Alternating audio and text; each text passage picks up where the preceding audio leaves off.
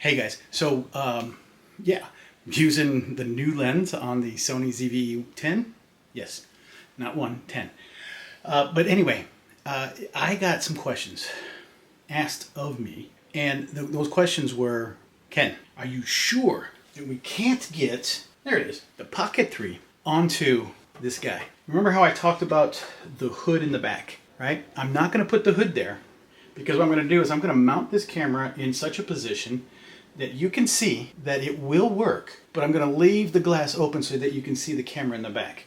Just picture the idea that in the end, you're going to mount these screws back into that plate that has a hood that will cover that camera. Actually, I'm going to go get that.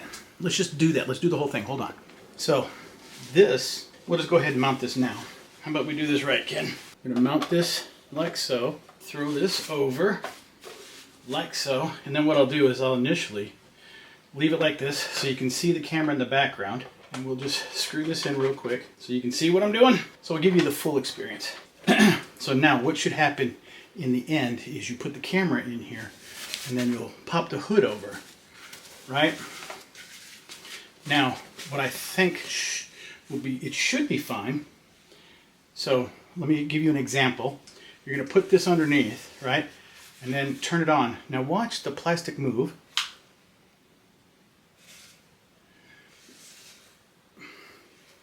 So the plastic hood, this veil, is going to shift against this. One of two things you should do. Maybe put something in to hold it up, but still covering the backside so you don't let light in, or some other option, or just let it move. Like, we'll do it again. It seems to be fine. Yeah, because once it's on, it's pointing in its proper direction. So let me flip it around. Yeah. So it should be, and you can't see with the, that's what I meant by as I have to take this hood off, just so you could see where this camera is going to be pointed in this glass. See what I mean? You can see my face, right? But so I know that's difficult. I'm doing very shoddy work here. I'm literally making this up as I go, but I know that this can happen. But I will give you one thing. As I'm setting this up, you can see there, I'm going to use that, and I'm going to use this Camvate 11-inch Magic Friction Arm. We're going to do this all together. So the Magic Friction Arm is going to screw into the bottom of this. We're going to use it to support it up, and we're going to support it just above this so that we can get this guy into position. Now, what I've also done, and I'll put all the links to all these below. I don't know if you can see this, it's kind of glaring on this lens here, but this is a K&F Concepts mount that goes on the bottom of the regular camera. I took that other piece off, that other extended larger piece. This is kind of more of a squat version. But what's cool about it is it plugs into the USB-C, and you have a USB-C in the back here. But it's also very short, and you have a 1/4-20 right there. So first, what we need to do is ensure how high we want this. So I've got this guy right here that adjusts up and down. We'll go ahead and set this into position first. Now again, in this setup, this is almost impossible for me to use because I have to get back there to turn it on and plug in the power or plug in the camera to get this video feed off. Now, you can plug in, but you're going to record to a memory card, but then you have to plug in here to pull this off of the memory card. So all I'm doing is giving you the option where you're going to have to walk around behind it. If you have a desk setup where there's no wall or window behind you and you can walk behind it, this is going to be just fine. Because you're going to have to go back there, turn on this camera, walk around the front, and then do your thing. But I'm doing this just to show you that it can be done. So let's screw this in. Let me go ahead and drop this down just a little. Lock this into kind of a better freestanding position. So my lens is going to be up here. So I need this to be at least this high. All right. Doesn't seem impossible. So now I have this. And guys, I do apologize. I'm using the audio on the camera, so I'm just trying, like I said, I just turned the camera on and hit record and we're doing this live. this is probably the best balance point, which would be underneath this monitor. Now, I'm going to loosen these jaws up down here that are clamped just enough so that I can slide this up to get up to the height of the camera, and then some. Now tighten this up.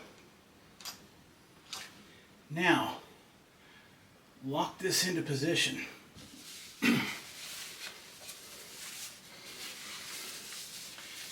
Now, just so that you can see it, I'm not going to throw it over the back right now, but I'm going to show you.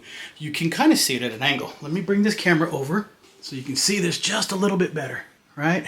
There it is, right back there. Now, I'm going to go ahead and power up my monitor. Now be careful, you're only using this. So be careful with this, but it's strong. Now, look behind there. I've got my reflective screen. I think, yeah, eCam's on, but I don't have the camera. Let me switch to another camera. It's going to be my down pointing camera, but you see it there, right? So, right, it's pointing down. It's all my junk on the table. What I've done is I took this platform completely off the back of that, and I used an independent post to hold my camera. Now, let me turn this on from back here. Now, I'll tell you what I'm going to do. I'm going to hit record and see how it looks. Again, you might see something that you might need to make some kind of adjustment with. Sorry, there I am. But I literally just rough shot, put this up, not totally got the camera properly aligned. You might need to make some finite adjustments, but let me hit record if I can find it. And I can already tell they're going to have to get a little closer. So I am recording. So let me go ahead and get this just a smidge closer.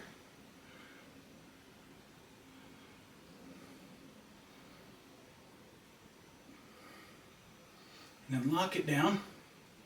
And I will tell you, these arms like to twist off if you don't get it just right. But as long as this arm's pretty vertical, it's going to stay. So now, the camera is a little twisted.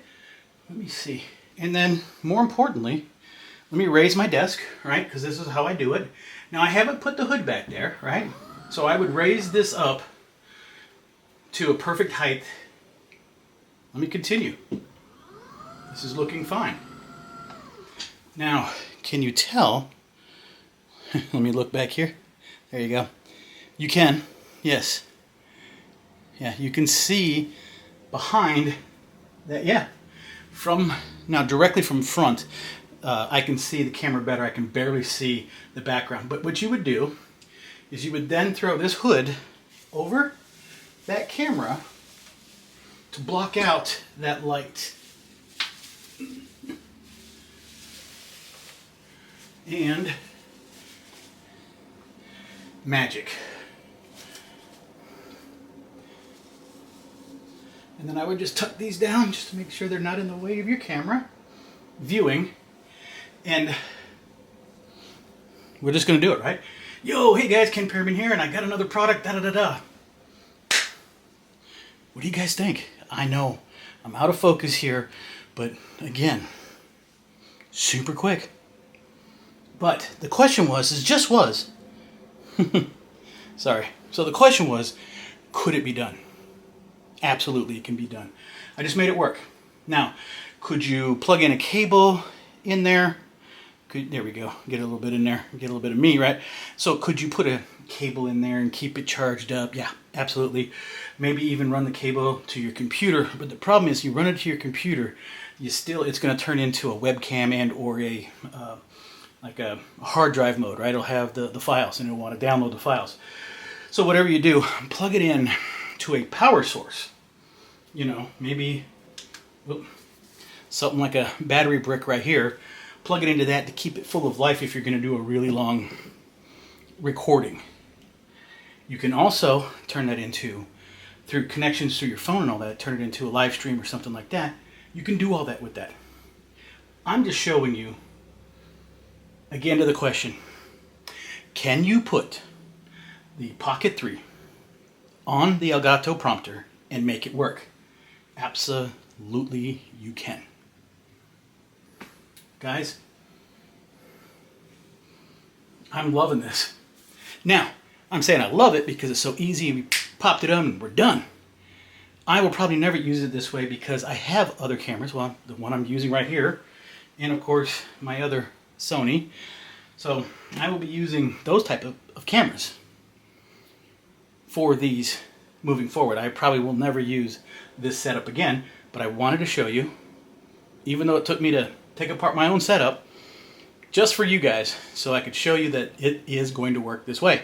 But now I got to take it all apart again and reconnect my camera. But it works. And actually, I'm going to have to turn off the record and pull the video to make sure it does work. Now, I did say, if you see a little bit of the halo, a little bit of the edges, something's going on, not quite right, make those adjustments, or more importantly, make those adjustments in post. Trim in a little bit to cut those edges off the edge. Not that hard to do. All right, guys, I hope this was helpful for you. I do appreciate your time, and I'm out.